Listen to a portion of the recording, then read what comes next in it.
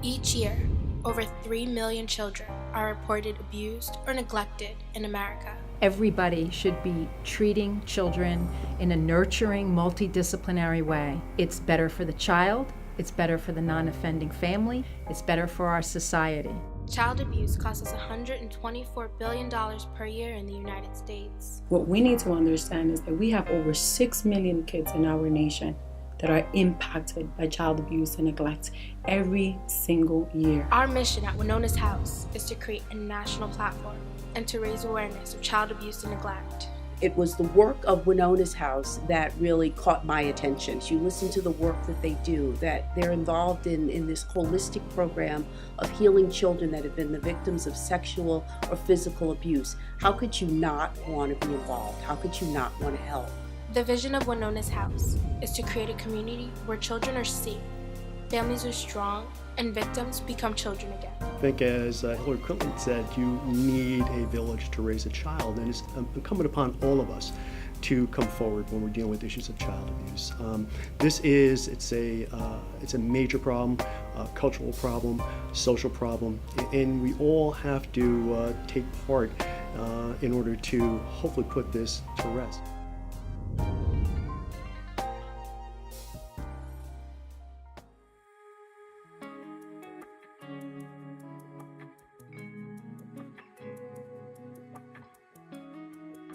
My name is Nancy Erica Smith. I was the first chair of the board of Wynona's House when it became a nonprofit. I got involved with Wynona's House at the beginning with some amazing women. Senator Wynona Littman, the first African-American female senator in New Jersey, got the original funding for Wynona's House. And basically, Wynona's House began because we learned what we were doing wrong. And back then we knew that we needed something for children to be able to have a holistic approach to dealing with child abuse, and that too often children were subjected to multiple interviews and very kind of diverse types of services out there.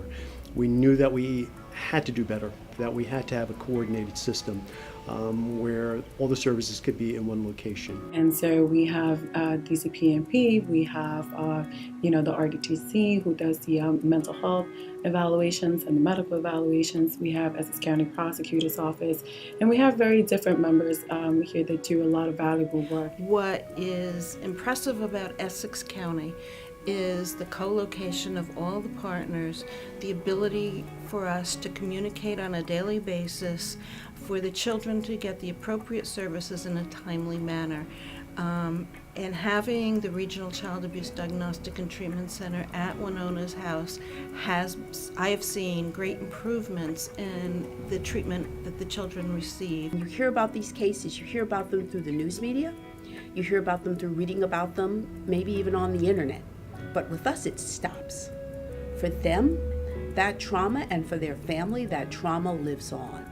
And what this center does is it gets to the whole family and it tries to stop the trauma from living. We wanted to create a child-centered environment that was nurturing to children, that didn't re-traumatize them, and that treated the non-offending family as a whole. So having a forensic interview on videotape stopped the repeated interviews. It meant that the child wasn't going to a police station. It was an environment where the various disciplines that deal with child abuse come together: the social workers, the therapists, the doctors, the prosecutors, the police and investigators. And by working together, we made it easier on the child. The child was always the focus. This is the observation room, and in here we're watching the child interview happen through the monitor, and it's a live shot. So we have a technician who sits on board, and they control the camera to zoom in or zoom out if something needs to be focused in on. Alongside from the technician, we have an assistant prosecutor who's here to review the case and see if there's any questions that they need to be answered. They're here on board. By having everything at one location, it becomes much more easy for the parents or guardians of the children to be able to deal with the crisis as well. And by taking this holistic approach, we deal not only with the child, but with the family, because we understand that the crisis that the child's undergoing is really a family crisis, and we try to treat them all together. By videotaping the child, it made a big difference in terms of many times getting a plea that the offender would plead guilty, because you could see the child and hear what happened. And it's very different when you show to a jury or a judge a 10-year-old, then 3 years later you have a 13-year-old telling the story. So the videotapes was very important to the prosecution as well as to the child. It is, I think, great to be able to do something for a child, to be able to do something for someone who essentially can't help themselves. Children are invisible no more. So that everybody is aware of the type of epidemic that we are suffering as a nation. And so that together, collectively, we can come together and we can help our children be victims no more, but become to heal and become children again. I once stood before a young girl who was on the verge of bringing an end to her life.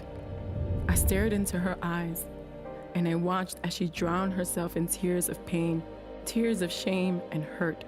She looked straight into my eyes, and I could feel the weight of her helplessness and confusion.